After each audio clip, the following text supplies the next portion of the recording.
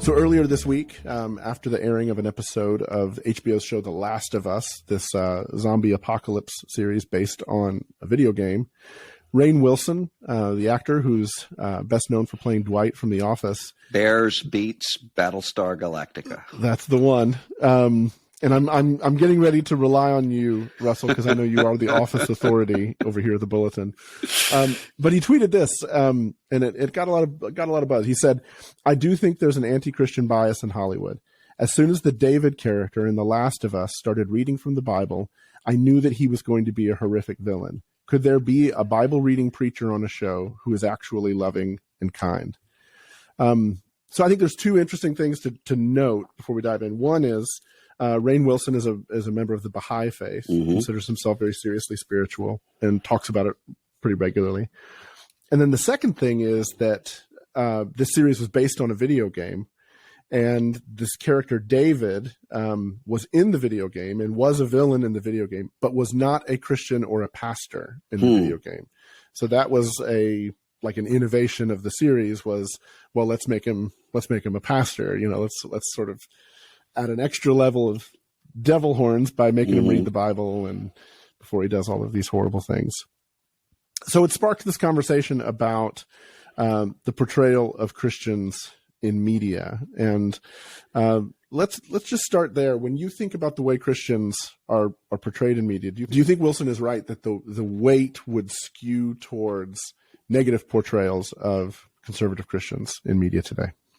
Yeah, but I think there are two reasons for that. At least two reasons for that. One of the reasons being hypocrisy is always going to be a trope. For obvious reasons, because there are so many evil people who are hypocrites. And so to have the person who's the hidden, seems to be a good guy, but it's really a villain. I mean, that goes all the way back to Hawthorne and before. But the problem is it's not a useful trope anymore when it's everywhere. I mean, when every character is presented that way. So I think that's one reason for it. The second reason for it is that you have a lot of people in the culture making aspects of American life and global life, not just in filmmaking, television making, but other places too, who really don't have contact with clergy or with serious Christians at all. So what you can end up with is either a kind of, I mean, you think about the sort of super preachy kind of clergy person that you would see in old, say, 1950s movies, where the minister or the priest is almost this cardboard cutout good guy who's just sort of humming hymns to himself in his mind. Well, that's not a complicated human view of Christians or of ministers. And the same thing is the case when it's, this person is evil, and this is the trope that's being used. So I don't think that there's even enough of a personal knowledge to be able to write about it well without just falling into the stereotypes that are there. And you can see that even when it's not that sort of a negative depiction. But I mean, I think about the Americans show from years ago had an episode where the daughter was a part of this nuclear freeze peace church sort of a congregation, and they had them singing "Victory in Jesus" or "Power in the Blood" or something like that. There were pacifist nuclear freeze peace churches. They weren't singing "Victory in Jesus." If you knew people, you would know that doesn't happen. Or someone was referencing an article about evangelicals and their crucifixes. And to come in and say, you don't even understand what you're talking. So I think if you have everybody a little bit so far distant that all they have left are caricatures, then you're going to end up with that. And then you add to it. I mean, we have given plenty of fuel for that. And some of it can't be helped because there are going to be really high profile sorts of cases that they don't speak to what the average pastor or clergy person is doing, but those are the people know. Mm-hmm. So, I was reading this account a while back of the trial of Jim Bakker, the old TV evangelist from the 1980s, and the judge was talking about someone called in and said, I want to know if the judge is a Christian. And his response was, well, I was up until this trial, but I'm taking the Fifth Amendment now. Because he had just seen such a seedy side of what pretended to be Christianity. Well, I mean, we have some responsibility for that too. I think another way that Christians don't help with this is that if you look at Christian media, Christian storytelling, Christian movies, television, books, whatever, there's a tendency to create such a squeaky clean image of like the good Christians versus the bad Christians. Yeah. That in both directions, you're creating these very, sort of one-dimensional characters that are unrelatable, that are sort of, it's funny. Somebody said this the other day. I can't remember who I was listening to. I was listening to a podcast, and they talked about Ned Flanders, Homer's next door neighbor. Yeah. And what the comment that they made was that Ned Flanders is actually one of the more positive examples of an evangelical Christian on television. Because, I agree. Yeah, he has all the hokey, goofy, personality stuff, but he also has this character where he's always generous. He's always sacrificial. He's always forgiving of the horrible and stupid things that Homer Simpson puts him through on the show. There's these incredible the episode where his wife dies. This is this incredible moment of sort of grief and sort of inner struggle with Ned Flanders. And so it's striking in that case. I mean, I think the comment that they made that was interesting was there had to be an evangelical in the writer's room, or there had to be somebody who understood evangelical culture in the writer's room. Yeah, and it would take a particular kind of person who's maybe grew up in an evangelical context but isn't in rebellion. Right. Maybe they don't still hold to it, but they're affectionate toward it. But that's part of the problem with a lot of Christian media is that I think some people would say, well, yeah, we do show the fact that people are sinners. Yes, but typically what happens is that somebody is doing something wrong, and then there's this moment of epiphany. And then after that, the person is squeaky clean, sort of pure, which is not the biblical picture of what it means to be, as Luther would say, simultaneously justified and sinful, or what the Bible's talking about this constant repenting of sin, which means in either direction, you end up with a kind of a false view of what actual virtue looks like, and people start to just give up if they have this super Ned Flanders-y view of what it means to be a Christian. And they start to say, well, then I must not be a Christian. Right. Because I'm still grappling with all of these vices and sins. And of course, that's the normal Christian life. Sanctification doesn't happen in a moment where you suddenly, the music starts and now I realize. I mean, there are some parts of our life where that happens, but not for the most part. Well, and maybe like part of the problem is that because the life of faith is this, long obedience, in the same direction, it's this slow process. In a sense, is it possible? And you could speak to this from the perspective of literature as well. I know you're deeply read on some of these things. Is it possible that sort of the life of faith, when it's a feature of the character, doesn't always necessarily translate well, except in those odd juxtapositions, except in the example of the hypocrite, or the example of a Flanders character that's sort of the subject of abuse and is sort of putting up with it. It's like television in particular, everything has to be a little bit larger than life in order to kind of keep you interested. Yeah.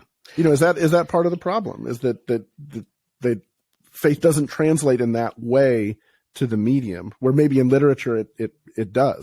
Yeah, and I can think of a couple of examples. I mean, you think about even Elder Zozima in Brothers Karamazov if you read that section, you're going to see this, what seems at first to be a super idealized kind of super Christian. But then the main plot twist that happens is when he dies, his body decays, which isn't supposed to happen for somebody who's a saint. And that becomes this question of disillusionment that's there. And in modern times, I think maybe the best representation of clergy, particularly in the Christian life that I've seen, is in Marilyn Robinson's Gilead. Well, it's not a trilogy because it's 4 now, but those novels, because she gives you 2 pastors who are genuinely human beings, in the sense of they don't always treat their kids right. They're grappling with doubts, but they're genuinely in touch with grace. And you have that complicated view of these are people who really are, they really are believers, and they really are attempting to follow Christ, and they're like me, stumbling, fools, and don't do that always well. Yeah, no, that makes me think of Robert Capen's novel Exit 86, which is about a priest caring for his parish after one of his parish members commits suicide. And if you read the novel, if you know anything about Capen's life, it's very obvious that Capen himself was an Episcopal priest, but he was also a food critic for the New York Times and wrote a number of novels. And when you read the novel, you know very quickly that the priest character is based on Capen himself, who had moral difficulties, we'll say. And so you read this character who's genuinely trying to sort of love and pastor his congregation, and you worry about him a little bit. Like, oh, dude, there's the weak spots. They're there. Yeah. But there's something very compelling about that. There's something, and I think I would imagine that's a difficult thing to translate to the screen. Not that it's an excuse, because I do think something you said earlier is maybe the most significant one, which is simply that evangelical Christians are just often not in the room when you're doing the writing and the character development, and so forth. Yeah. Or sometimes if we are in the room, we think we carry the weight of counterbalancing all the caricatures, so that somehow it makes it better if you end up with superheroism, or preachiness in the other direction, which doesn't work. Right. The God's not dead problem. Yeah. So, okay, last question before we wrap this part of the conversation. If somebody says to you, I want to watch a really redemptive film, doesn't have to feature Christian characters. Somebody's like, man, I want to watch a really, really redemptive story this weekend. What's your recommendation? I'm the wrong person to ask for that, Mike. Because are you the wrong person, or do you not want to be on the hook for the wrong? No, it's not that I don't want to be on the hook. It's that the way that I do with movies is I see them and I don't remember them at all. I mean, and so it's just kind of the opposite of books for me. I cannot remember anything that I have seen until somebody comes back and says, "Oh, remember that?" And so So you got nothing. No, I mean, there was a movie that I hated the first time that I watched it, and I think you and I have talked about this before, and I've watched it over and over again, and every time that I've watched it, I've loved it more, and it's escaping me right now the name of it, but the family in Waco, Brad Pitt, Tree of Life. Yeah, Tree of Life. Yeah. The first time I saw it, I thought, this is kind of pretentious and so forth. And then I think part of it is once I kind of understood what it was doing, it affected me more. And then part of it is, I think, having children that have, as they're growing older, I can get the kaleidoscope of it all better than I could. Oh man. Well, it's hard to argue with Tree of Life. I'll go in the polar opposite direction with a recommendation. It's a fable. It's unsubtle in many ways, but the movie I always tell people to look at is Joe versus the Volcano. Oh, I haven't thought about that in years. So it's written by John Patrick Shanley. People forget this, but he's a Tony Award-winning playwright, Oscar-winning screenwriter, and it's this incredible. Again, it's a fairy tale. If you think of it as a fairy tale, you can start to really see it. And it's this guy who has been traumatized as a fireman, been traumatized by his encounters with death, and he wants to die. He wants to sort of give it all up. And death is chasing him all through this movie. And yet the grace of God chases him all the way through it too. And it just becomes very apparent, like God loves Joe and God is going to protect Joe. And it's just the most beautiful. There are some moments in that with Tom Hanks that are just absolutely beautiful, and it's hilarious and absurd. But it's the original Tom Hanks Meg Ryan movie as well that preceded all of the others. Oh yeah. So, you know, one of the things that that Maria knows, my wife knows about me, is that I get really moved if I'm going to kind of tear up watching something. It's usually the series finale of really good sitcoms. So I'm going to kind of tear up watching the series finale of Cheers or Newhart or MASH Parks and or Rec. The Office, Parks and Rec. The Office particularly. I mean, that one, it always, when you get to the end and Pam talks about beauty in ordinary things, and isn't that really what this has all been about? I mean, that's beautiful. Yeah. It's beautiful, and it really does point to grace. I cried at the end of How I Met Your Mother, but that was because I wondered why I wasted 9 years watching the show. Sometimes it's like that. All right. With that, we will be right back.